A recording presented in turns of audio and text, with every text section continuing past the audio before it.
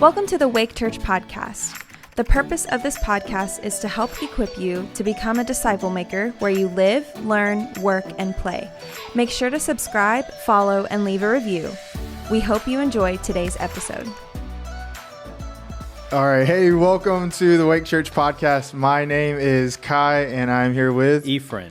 Thanks for hanging out with us today. This is Beyond the Message, where we answer your questions that you send in from our past Sunday sermon. But before we get into this podcast, let's just talk a little bit about what you wanted to talk about beforehand, which was the Knicks. You were saying how they were going to do pretty good this year, but I just needed to hear a little bit. I wanted our listeners to hear. Yeah. You can skip past 30 seconds if you want to skip past Hey, this. I tell you what, so many seasons and so many years of a struggling Knick fan.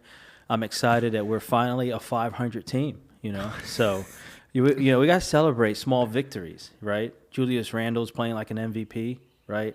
R.J. Barrett he's going to be the next D. Wade, right? And and we are one star away from making a big push in the Eastern Conference. A star. So you're talking about a star, kind of like the way that like companies will get like star sponsors to like really show off their stuff. So like Nike has a lot of great athletes. Jordan has a lot of great athletes. Adidas is known worldwide. And so the Knicks would be like the equivalent of like Reebok, right? Where it's like kind of up and coming, but never really got that start. That is incorrect. Why is that incorrect? Because the Knicks, man, the New York Knickerbockers. Okay. All right. Well, like I said, this is past 30 seconds, so hopefully for sports fans you enjoyed that. If not, we are here to answer your questions from this past Sunday sermon, which was marriage on mission. And we are talking about relationships in a broken world. And first week was talking about devotion and singleness. And we talked about dating, a little bit into the engagement stage. And now we talked about marriage this past Sunday and did a great job. I thought you had a lot of great points. And so before we get started, was there anything that you wanted to add to maybe you didn't have time on Sunday, preaching wise, and maybe you had a few more notes? Is there anything you wanted to let our people know, our listeners know about marriage? So the big thing was that, marriage is Christ-centered. The best marriages are Christ-centered and mission-driven.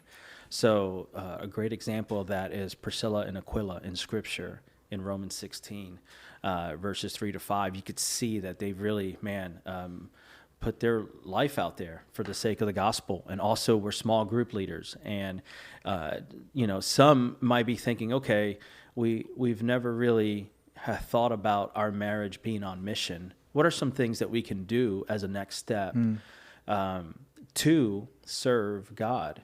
So I want to encourage everybody, couples out there that are married, to just begin thinking how they can serve the Lord in practical ways. So what are their passions? What are their likes? What are things that they're talented in?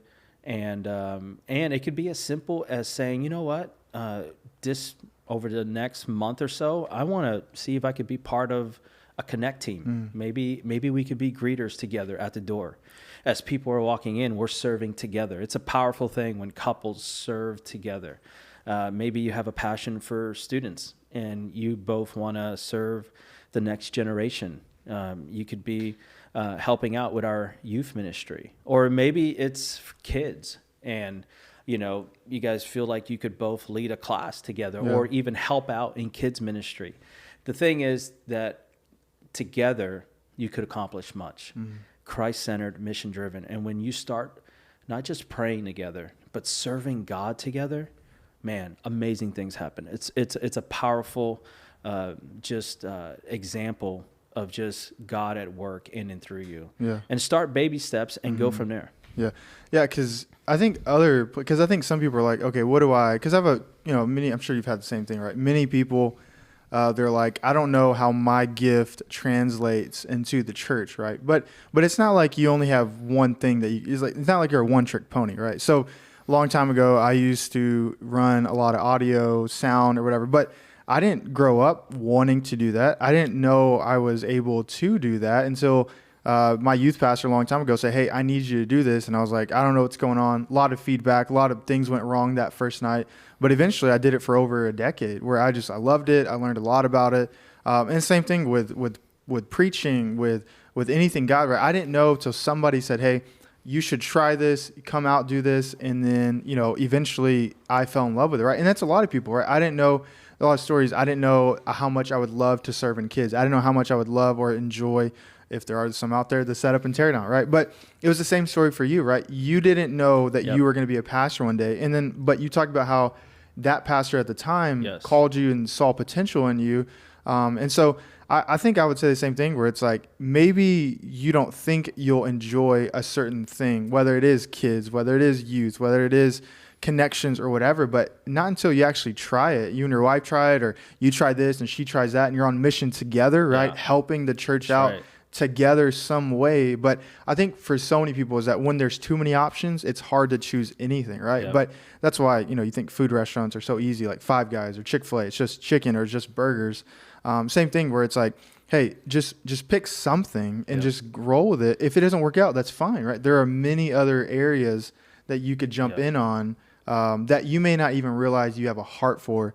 Because if you never led a small group, if you never did those things, you would never be a pastor right now, right? But we're not saying you're going to, you're going to be a pastor, but we are saying, hey, you don't know what God is going to use, the path that God is wanting to, or is going to take you on, right? Until you kind of take a step forward and trust Him. Correct. Like a perfect example is my wife and I started attending a church together, and we were asked if we wanted to be greeters, and we thought about it. We went home and prayed about it and talked about it and said, you know what?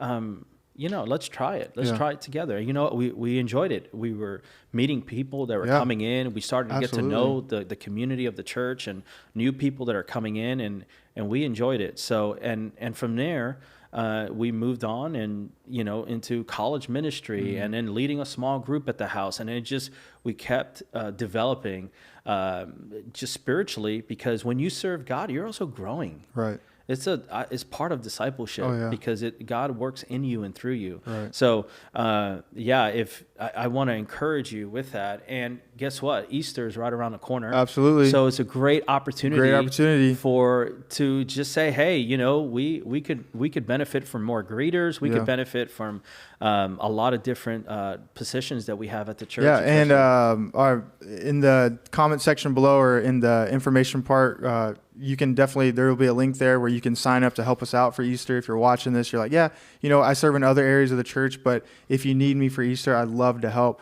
But I think you talked about greeters and how you kind of got to meet new people, and then how you said when you're serving, right, is that God is growing you. But what I think most people don't realize is that when you are serving, in whatever aspect, whether it is a group, whether it is youth, kids, is that you're surrounded by other believers, which then helps you to grow, right? It's like, sure, yes, can you grow by yourself at home or whatever? It's like, sure, right? Like, but you're missing out on some of the greatest moments in actual, true growth, and sometimes exponential growth, whenever you have believers who are challenging you, who are holding you accountable, who are asking you where you've been, who are asking you, hey, how are you dealing with this sin? And so then that grows you, right? That you find community, you find other people who are on mission together. I think a lot of times people are like, I can't find community at a church. And it's my first question, are you involved?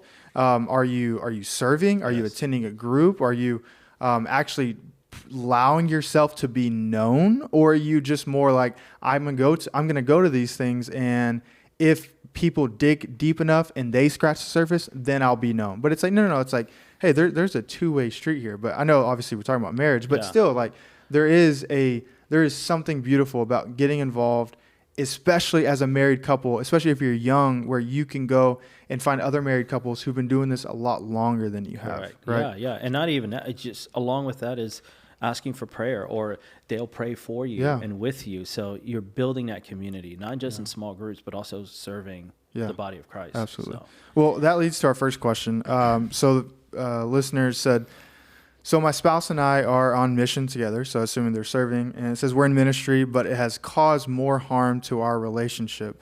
Where did we go wrong? So they are serving, they are in ministry, but maybe it could be burnout, right? It could be leaning towards burnout. It could be it's muddy. There's no clarity. There's no like they've lost sight of why they're doing what they're doing? I mean, what would you say to this person? So, I think, we all know that life is hard, Yeah. and there are storms that come our way in life to build our faith, to grow us into more dependent followers of Jesus. And it's in those difficult times where we could rely and trust in the Lord. I think the first thing I would say is, as you're serving the Lord, definitely it's important to have a balance. Yeah. I think serving God is definitely something that as a couple you should do. However, don't lose sight of your first ministry, and that's your family. Yeah. That's your home, and so it's important for the husband to not lose sight of their first ministry, which is their wife and their kids. That they would spend time together. That there would be discipleship in the home, and really take time in talking to the kids and discipling your kids in the ways of the Lord. Yeah. Because so often, depending on how busy this couple is, you know how it is with life. And if you have kids, you are very busy. Right. Extracurricular activities, you're running to practices, you're working late. You probably don't even have time to make dinner. You're picking up drive-through. Yeah. You're getting to the house late. You're tired. Kids have homework. They got to go to bed. And all of this stuff escalates and it piles up on one another. So it's important for us to have a balance, schedule time of prayer with the family, schedule time of discipleship with your kids, and then serve God in that way. But if you're feeling burnt out or tired, I think it's important to, number one, have a balance. Yeah. Number two, set boundaries. Right. It's important to protect that family time, and so that you are doing things with the family together. And then thirdly, rest. Yeah. Rest is good. And it's okay to say no. Right. If you're constantly moving and serving here and doing that and doing the other, and you're constantly, it's okay to say, hey, I need to take a breather. I need to focus on my relationship with God, because sometimes we get so caught up in serving and doing all these things that we lose sight of what's really important, and that's my relationship with God. Right. That if we're spending all this time doing a bunch of different things and we're not even praying to God, right there, that's the start of burnout. Yeah. Because you're missing what's important, and that's intimacy with the Father. Yeah. Prayer. You can see in Scripture, Jesus often retreated to, he would lonely places where he's up and he's praying in the middle of the night, or he has that quality time with God the Father, because that's where our power comes from. That's where our source comes from. That's where intimacy with God and growth comes from. So we cannot lose sight of what's important. And if that's happening, then we have to just take a step back and kind of restart. Yeah, reprioritize. Yep.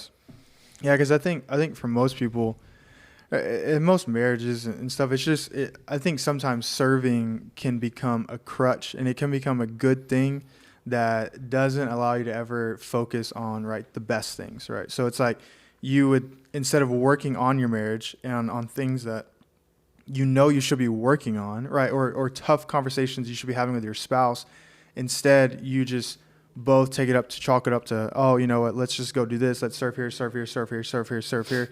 And you never really deal with the real problems at home that need to be dealt with, right? With some people, it's their kids, right?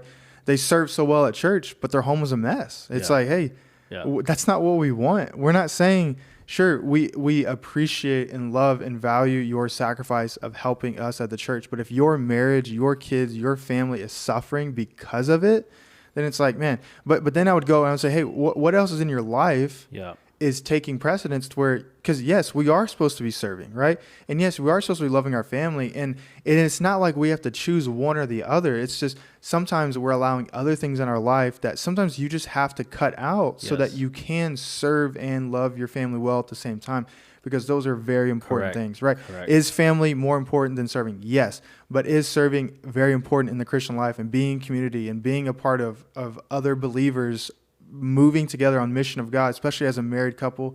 Absolutely. It's very important.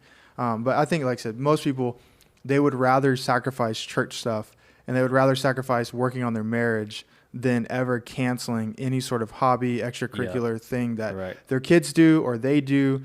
or something that they have to do. It's like, no, you really don't have to do those things. Second question, this kind of like a follow-up is, what are some things that maybe a couple who is like, okay, we want to go on mission together. We already talked to one of the pastors. We're about to start serving. What are some things they need to set in stone now to safeguard, or even like, hey, watch out for these indicators so that they don't come to this place of this first couple where it's like, hey, essentially they're burnt out, right? They're hurt. They could be, there's a lot of different things could be going on in that first question, but what would you do to help them? I would say, prioritize right from the very beginning. Know that your time with God is of utmost importance, you individually. Yeah. So make sure that you're devoting time to God. That you have a Bible reading plan or a prayer time, just time with Jesus that is between you and God. That's first and foremost. Secondly, you need to spend time together as a couple. And intimate times together as a couple, and time when you're intentional with one another. If you're not scheduling dates often, I actually recommend once a week that you and your wife are on a date. And I know it's hard with young kids, but we have to find a way. Right. It doesn't have to be extravagant. No, you have to find a way, because we live in such a busy society, Kai, that we can get so caught up with all the extracurricular activities. And we could be together with the spouse in the same vehicle and at the game together, but we're not talking. Right. That's not quality time. Absolutely. That's not. You're at the game, you're watching your kids. You can't really talk half the time because you're watching the kids, and then you're coming home or yelling at the coach, or the ref, and then you're driving home, and then there's other things. You need time where it's just you and your spouse, so that you're looking into her eyes. You're sharing how much you love her. You're hearing how her day was. You're hearing, and both wife and husbands, like, you guys are intentionally focusing on each other. And then thirdly, having that time, set time where you're serving God. Yeah. So it's important to prioritize. Right. Relationship with God comes first. My relationship with my spouse, I need to be intentional with her, because if not, it's not going to happen. Right. I mean, I shared, why is it that we get lazy after we put a ring on it? And sometimes it's not that that we're intentionally want to be lazy. Right. It's just we have so much stuff going on. That we just end up losing sight of it and just saying, I'm taking for granted that I'm going to see her at the house this evening. But the same way that you and her are at the game watching the kids is also the same way that you could be sitting on a couch together. Yeah. Listen to this. You could be sitting on a couch together thinking that you're spending quality time, but you're on your phone and she's on her phone. Yeah. And you guys did not say a word to each other for 2 hours because we're all over social media or whatever, research or whatever we're doing, right? Sending emails that we're not communicating. And then we can look at each other, I'm tired, I'm going to bed. Yeah. And there's no communication. Right. So that's why I'm saying, like, guard. What are those things? Guard your time with your spouse. Be aware of it. Yeah. And yes, because usually what happens is when that gets shifted, it's a domino effect. Yep. It'll affect other areas. Right. And serving God is one of those. Right. Yeah. Because I think sometimes in this first question, even that follow up, where it's like one person, one of the spouses, right? So let's say the husband is serving in the church and doing really well, or let's say the wife is serving and doing really well, but the husband's not, or she's not, right? One of them is, one of them is not, and then there comes issue where it's like, hey, you always put the church before me, or whatever, and so then to me there's like two indicators there. One, it's like, hey, obviously the man, let's just say the husband hasn't done or fulfilled the wife's love languages, right? Where he hasn't spent true quality time, hasn't taken her date, hasn't served her, whatever her love languages are that she needs to receive, right? He hasn't done that. But then on top of that, I would say, hey, but wife, hey, you need to also realize, hey, there is a lot of fulfillment and there's a lot of joy waiting for you here at the church as well, where you could serve, right? So it could be vice versa, where, hey, husband, you don't think it'll be fun. You don't think you'll find community. You don't think you'll find these things. Or sometimes the guys, I've even heard before, right, where it's the guy saying, none of those guys really understand me. I can't really find any friends there. And it's like, okay, like maybe they're not your friends that you grew up with, but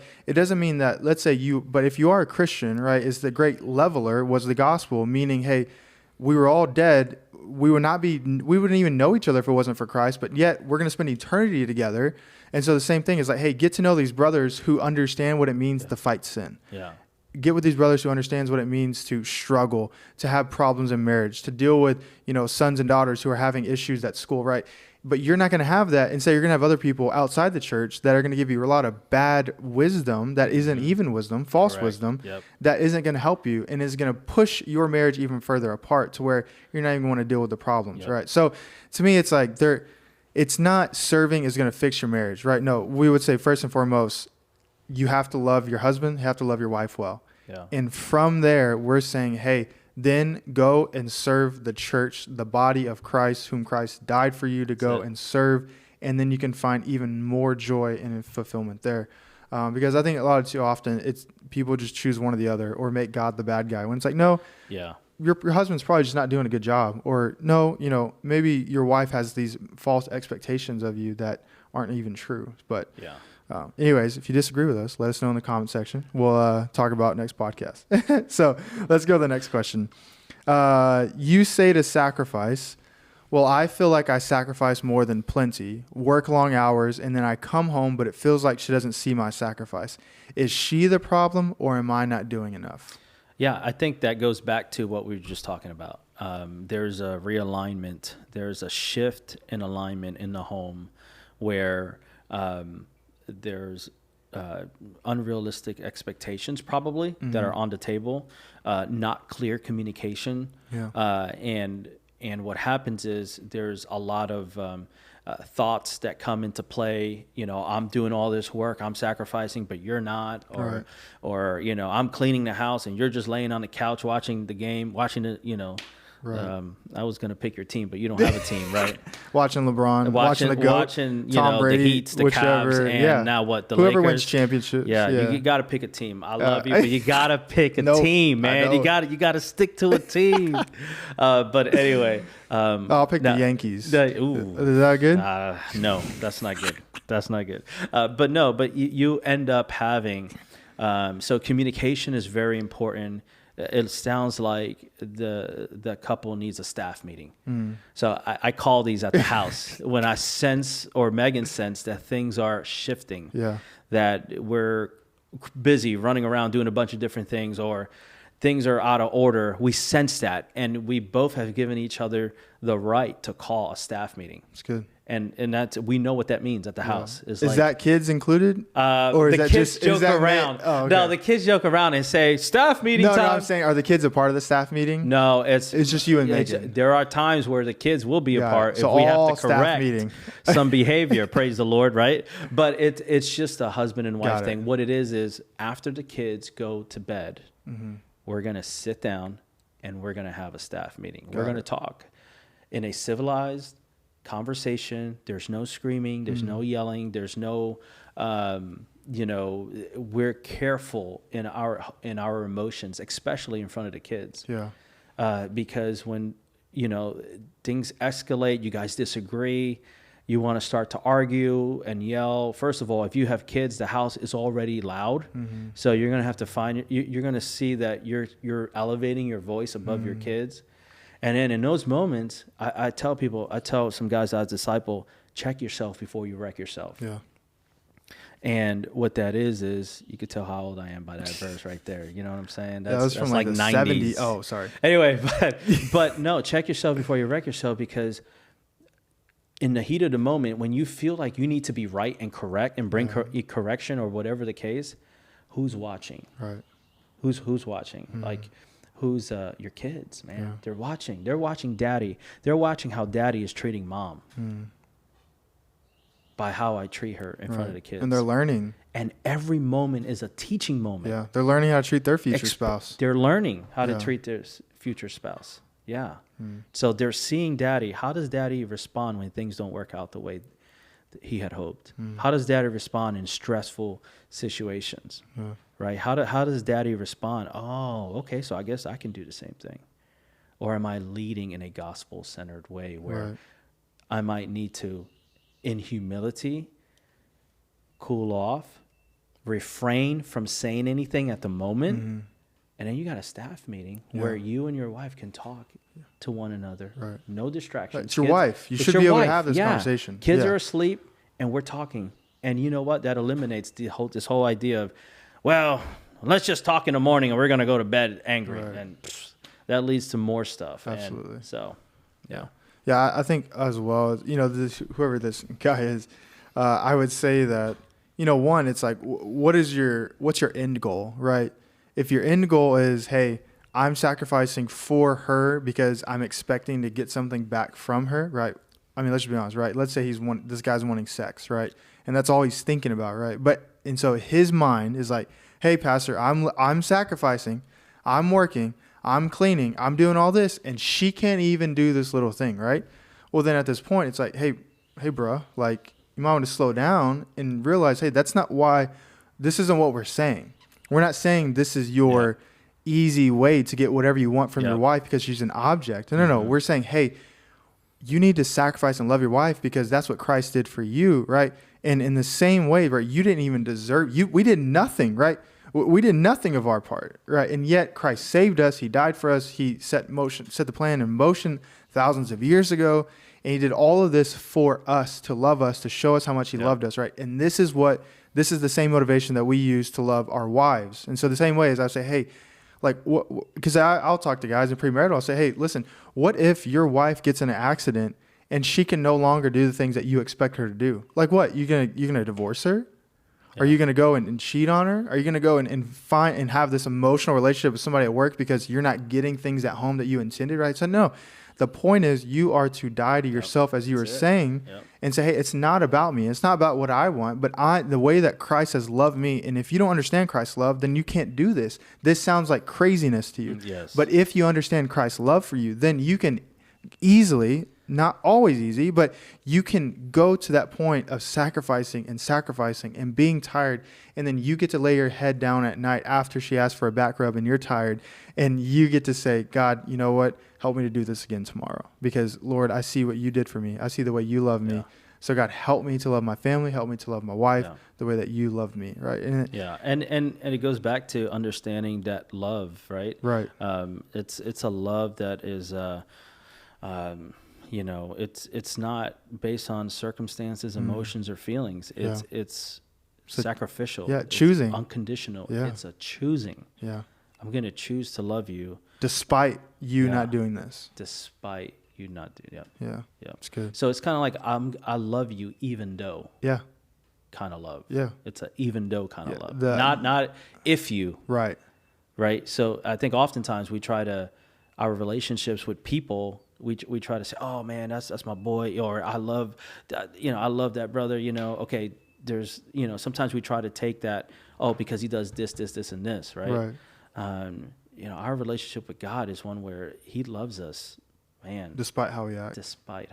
So in the same way, we take that love.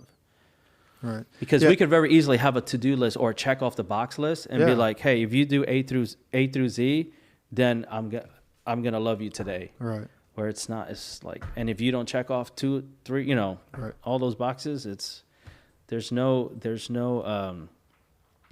not putting conditions on that. It's not a conditional based love. Right.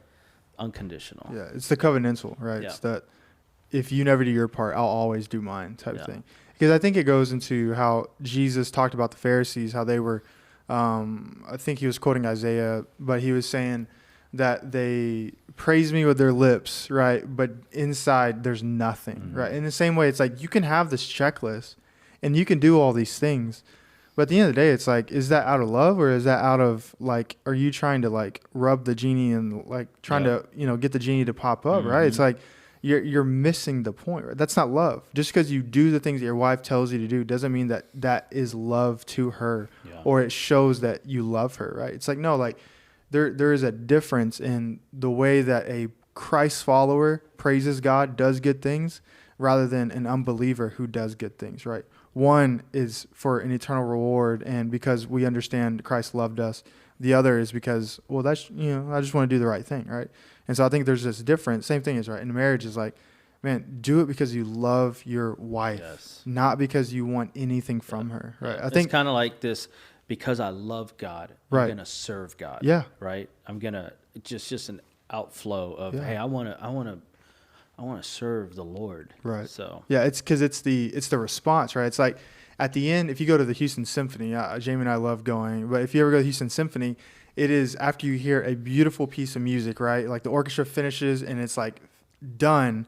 Your reaction, your response is to stand up and clap and cheer because they did such an amazing job and it was so beautiful, right? In the movies, right?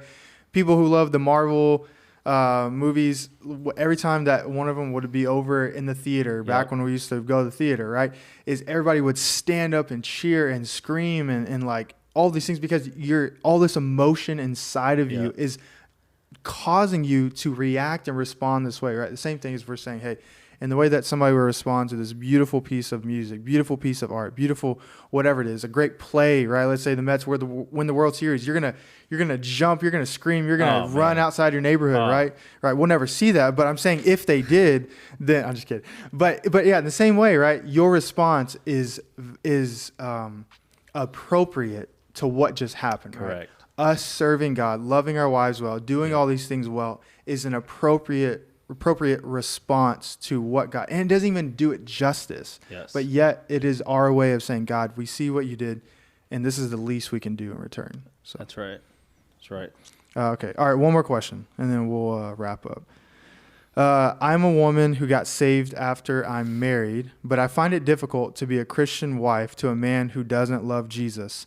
And so I guess that was the first question. And then how do I submit to him and not be disobedient to Christ? Yeah, no, that's a great question. I think that's why it goes back to it's important to be equally yoked. Yeah. And we saw that in the first couple parts of the series. We talked about that, being equally yoked, and that we're both in step and in line, followers of Jesus. But if that was not the case, and you are growing in your relationship with God, and but your husband isn't, at that particular point, I would highly encourage prayer, intentional prayer for your spouse. And if you're not in a small group, I would recommend you to be a part of a small group and get some others who are trusted people that will pray for you and with you. Don't give up on prayer. Prayer is powerful. And if you find yourself in that situation, let me just encourage you with this. Like, you are not able to change somebody. Yeah, that's good. You can't. So can't nag them enough. You cannot. That's not going to happen. It's got to be. This is a supernatural work of God. And we believe in the power of prayer. Prayer will reach places that you can't go. So with that I'm saying is the heart of the person, the mind of the person. Through your prayers, God is able. I have seen testimony after testimony after testimony of people in couples in these situations where prayers, and it didn't happen overnight. So they persevered, right? It was long suffering for them. But they stayed in that relationship and praying to God. Obviously, there's no abuse going on. Right. There's no, other things that are going on with that in that relationship. But they're continuing to pray for the spouse. I have seen situations where, man, after some time, the husband, had a moment with God. Yeah. And I've even keep inviting them to church too, and allow God to work in them and through them. So don't give up hope. Yeah. 1 Corinthians 7, chapter 7, Paul's talking about instructions on marriage. And he says, 1 Corinthians. He says, "Now I will speak to the rest of you, though I do not have a direct command from the Lord. If a fellow believer has a wife who is not a believer, and she is willing to continue living with him, he must not leave her. And if a believing woman has a husband who is not a believer and he is willing to continue living with her, she must not leave him. For the believing wife brings holiness to her marriage, and the believing husband brings holiness to his marriage. Otherwise, your children would not be holy, but now they are holy. But if the husband or wife who isn't a believer insists on leaving, let them go. In such cases, the believing husband or wife is no longer bound to the other, for God has called you to live in peace. And this is the part that made me think of it, why I picked this passage. It says this, don't you wives realize that your husbands might be saved because of you? Amen. And don't your husbands realize that your wives might be saved because of you, right? It's like, hey, yes. The most important thing is, yes, submit, obey God. Don't let whatever he is doing cause you to fall into sin. Like, hold your ground, correct. Right? Yes. But also realize that the way that you treat him, talk to him, submit to him, even when it's not sinful, but maybe it just rubs your pride, right? And that's why you don't want to submit, right? But in the way that you do these things to your husband who isn't a believer could lead to him knowing Christ, right? And then how much more of a beautiful marriage where he's going to look back and say, wow, look at how much my wife loved me when I had no clue why she was doing so and why she was so good to me, though despite that I was never good to her, right? And it's like, now I understand. Yeah. How much greater is this guy's how much greater is this guy's understanding of his salvation? Yeah. Because he was forgiven of much, right? Powerful. He was forgiven of so much, and it came from his wife, right? Don't you wives realize that your husbands might be saved because of you? That's it, man. And I've seen it over and over and over again, that come to fruition. So yes, right on. Yeah. Anything else you want to add? No, I think that's we're looking forward to closing out this next Sunday. So come out for that. We have a Q&A with Pastor Josh and Cody and Megan and I, and we're excited about closing out this series, and we're looking forward to bringing all this together. Yeah, awesome. Well, thank you so much for joining us today for this episode of Beyond the Message. If you have any questions, feel free to email podcast@wakechurch.com. We'll put that in the bio below. Also, don't forget, hey, we'd love for you to help us serve and hang out with us on Easter Sunday. We have some positions and things needed to be filled, so we'd love for you to be a part of that, to get to experience and see all these happy faces on these kids, and ultimately, right, is like we find this enjoyment with Christ. Hopefully you and your spouse can serve together. But if anything else, right, we just ask that you would share this, subscribe to this channel, so we can continue to get the gospel out to more and more people. So we love you, and we cannot wait for this next episode of Beyond the Message.